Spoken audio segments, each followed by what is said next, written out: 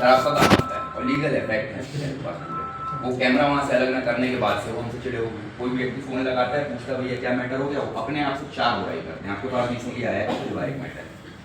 3 बार ये कोई अटैक पारिवारिक नहीं थे। एक बार जब इसमें हमने चालान पेश नहीं हुआ, आरटीआई लगाई, आरटीआई लगते ही दूसरे बार फिर अटैक हो गया हमारे, और आरटीआई लगी, इस पर कार्रवाई शुरू हुई, अटैक हो गया, कोई कार्रवाई नहीं, और अब इसके बाद ये चौथा अटैक होगा।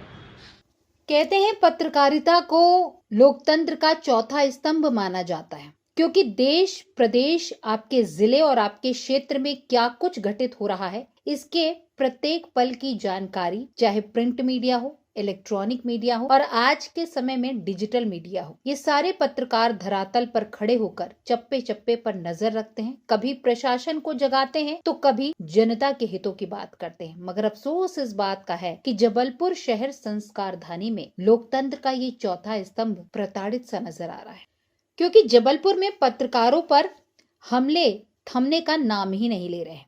पुलिस की उदासीनता एक सवालिया निशान खड़ा कर रही है। गौरतलब है कि भान तलैया निवासी वरिष्ठ पत्रकार नील तिवारी पर कुछ दिन पहले हमला हुआ। जैसा कि आप सभी जानते हैं कि नील तिवारी बड़े ही कर्मठ और ईमानदार पत्रकार हैं। वो अपनी कलम के साथ कभी सौदेबाजी नहीं करते और यही ईमानदारी, यही सत्यता और यही इनकी पत्रकारिता के प्रति समर्पण उन्हें जुझारू पत्रकार की सीमा में लाकर खड़ा कर देता है। मगर अफसोस इस बात का है कि नील तिवारी पर यह हमला पहली बार नहीं हुआ है। 3 वर्षों में उन पर ये चौथा हमला है और इस बार आराधना शुक्ला और उनके पिता ने लोहे के रॉड से उन पर हमला किया और सिर पर गंभीर चोटें पहुंचाई, जिसके चलते उनके सिर पर 4 टाके लगे हैं। बड़ दुख इस बात का है कि इतने गंभीर हमले के बावजूद जबलपुर पुलिस ने हमेशा की तरह सामान्य धाराओं में ही मामला दर्ज कर लिया। न पहले के मामलों में कोई ठोस कार्रवाई की और न ही इस बार किसी की गिरफ्तारी हुई। ये रवैया पत्रकारों के प्रति पुलिस की उदासीनता और लापरवाही को उजागर करता है और इसी मामले को लेकर राष्ट्रीय श्रमजीवी पत्रकार परिषद ने अपने कदम आगे बढ़ाए और पत्रकारों के हक की आवाज को बुलंद करते हुए परिषद के शीर्ष पदाधिकारियों का प्रतिनिधिमंडल जबलपुर पुलिस अधीक्षक से मिला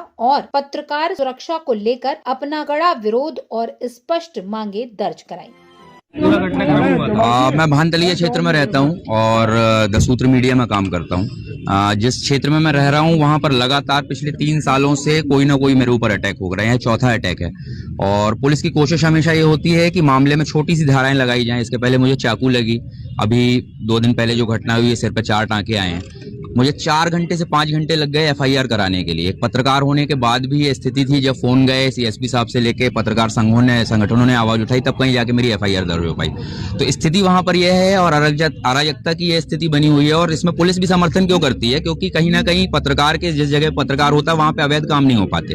पुलिस से पत्रकार से कोई भी नगद फायदा नहीं मिल पाता और इसी ये फायदा उनको दूसरे लोगों से मिलता है। उसको भुनाने के लिए पत्रकार को परेशान करते हैं और उसी के लिए आज हम लोग निवेदन करने के लिए एसपी साहब के पास आए थे और सभी पत्रकार साथी मेरे साथ यहाँ पर मौजूद हैं। इस बैठक में राष्ट्रीय श्रमजीवी पत्रकार परिषद के राष्ट्रीय अध्यक्ष परमानंद तिवारी, राष्ट्रीय संयोजक नलिन कांत बाजपेयी, प्रदेश अध्यक्ष राजेश दुबे, प्रदेश संगठन सचिव विलोक पाठक, प्रदेश सचिव संतराम कांवरे, प्रदेश प्रवक्ता उमेश शुक्ला, संभागीय अध्यक्ष चंद्रशेखर शर्मा, जिला अध्यक्ष सिमरन सिंह शुक्ला, जिला सचिव अनुराग दीक्षित और बड़ी संख्या में पत्रकार उपस्थित रहे। इस मौके पर पत्रकारों ने कहा कि जब समाज को सच्चाई दिखाने वाला ही असुरक्षित होगा तो लोकतंत्र का कौन बचाव करेगा। पत्रकार पर हमला सच्चाई पर हमला है और प्रशासन की जिम्मेदारी है कि वो ऐसे अपराधियों को तत्काल कठोर दंड दे। पर हैरानी की बात तो यह है कि एक पत्रकार पर हमला होता है और उसे एफआईआर करवाने के लिए भी जद्दोजहद करनी पड़ती है, मिन्नतें करनी पड़ती है, तब जाकर एफआईआर होता है, क्योंकि थाना प्रभारी और थाने में मौजूद पुलिसकर्मी टालम टोल में लगे रहते हैं।